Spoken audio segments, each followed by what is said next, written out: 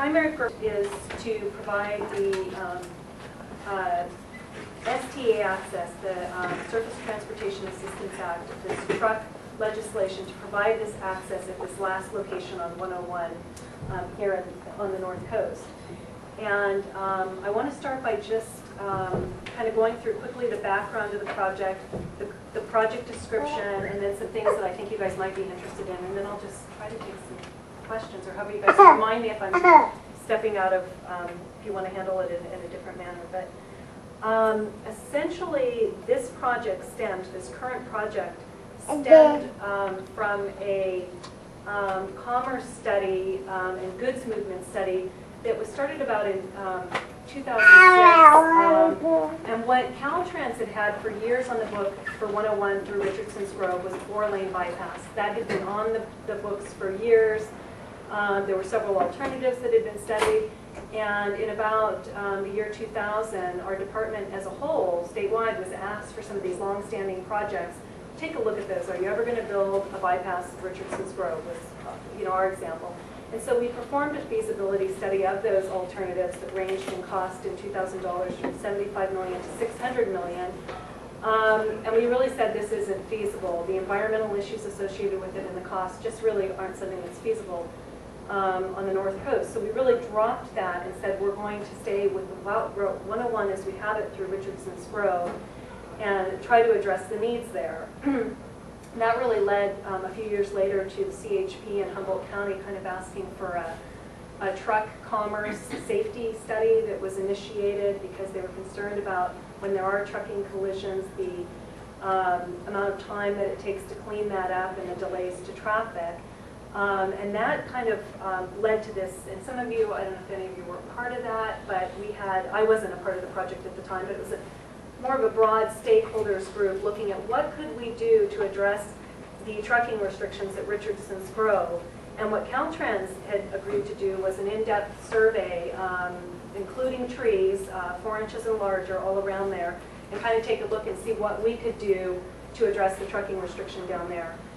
In about April of 2007, we had that information.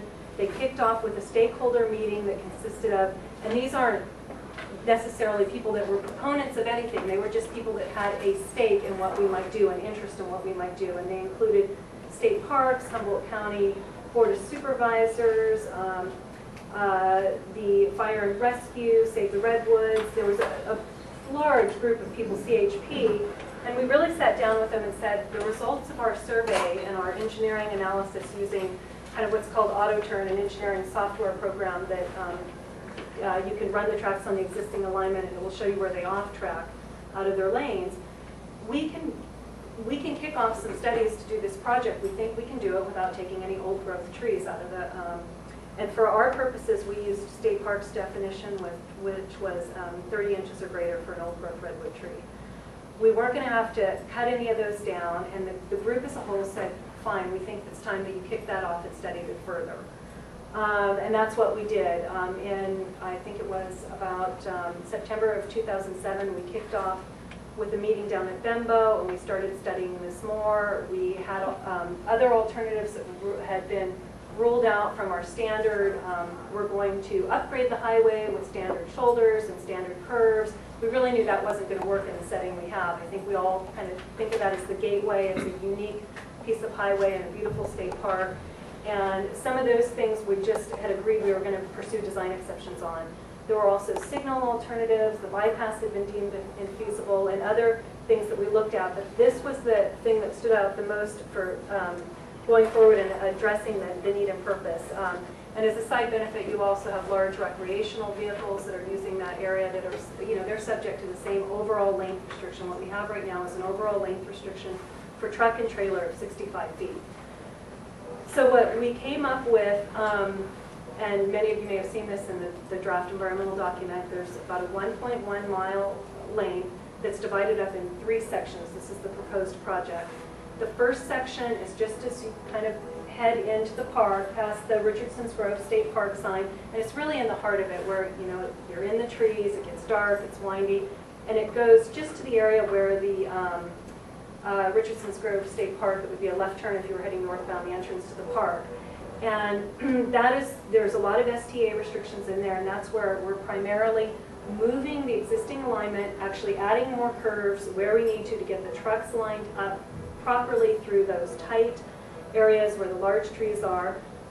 So we're proposing these spot widening locations along with 2-foot shoulders where we can get them. We're obviously not going to have 2-foot shoulders throughout the grove because of the tree situation. I did bring, I don't know if it'll be helpful, I'm trying to stick to my 10 minutes here.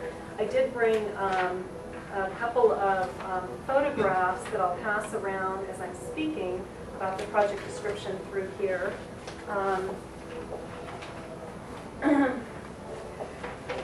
We've done some field meetings with various people through there, and that really helps. It's almost the easiest way to explain this project is to walk the job with somebody. But if you'll look at the, it's two-sided, if you'll look at the section that says cut section right on it, kind of through the grove, some of the most biggest changes that we'll make are, this is an existing cut section right here, kind of right where I've labeled that. And that we're going to have to do some changes to the curves in there, and we're going to move into that cut section. So we're going to be removing some trees along that cut bank. So it'll be kind of a fresh cut bank. We're going to replant it.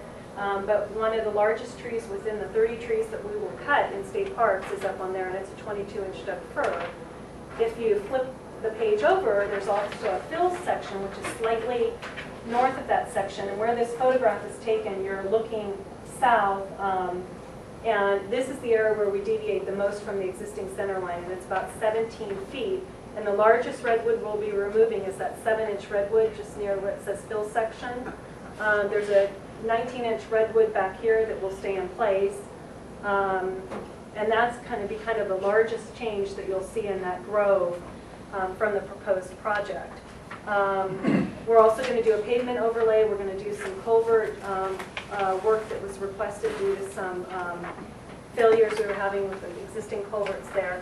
And so the second part of the project in this 1.1 mile really goes from the state park entrance to south of Singing Trees, and really all we're doing there is overlaying the existing pavement. And then as you head out of the park, north of Singing Trees, the last little segment of it, is where we're proposing to get 4-foot shoulders. We're outside of the state park. We're going to build a retaining wall to do that. And there are some STA curve improvements in that section as well.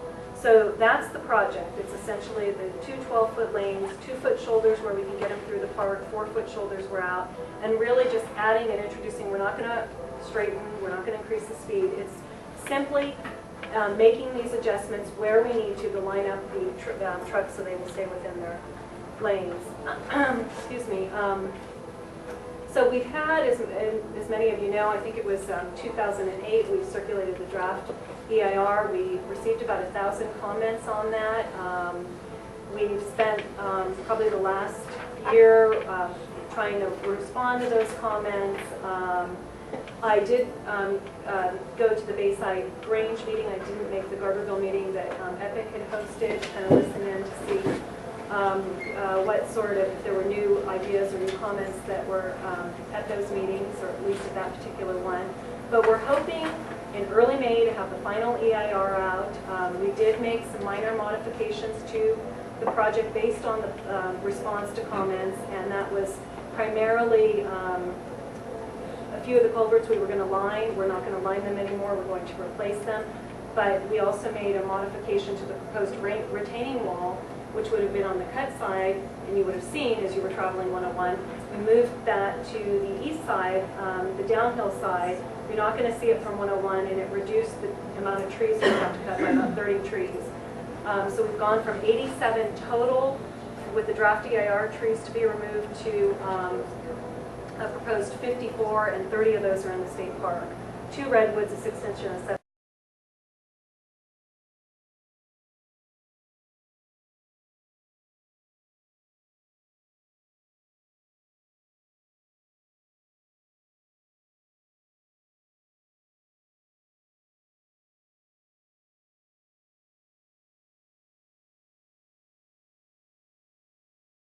I know many of you may be interested in that. We've worked with our own certified arborist as well as our own biologist. Of course, through just the Endangered Species Act on the Merlet, we've consulted with U.S. Fish and Wildlife Service, and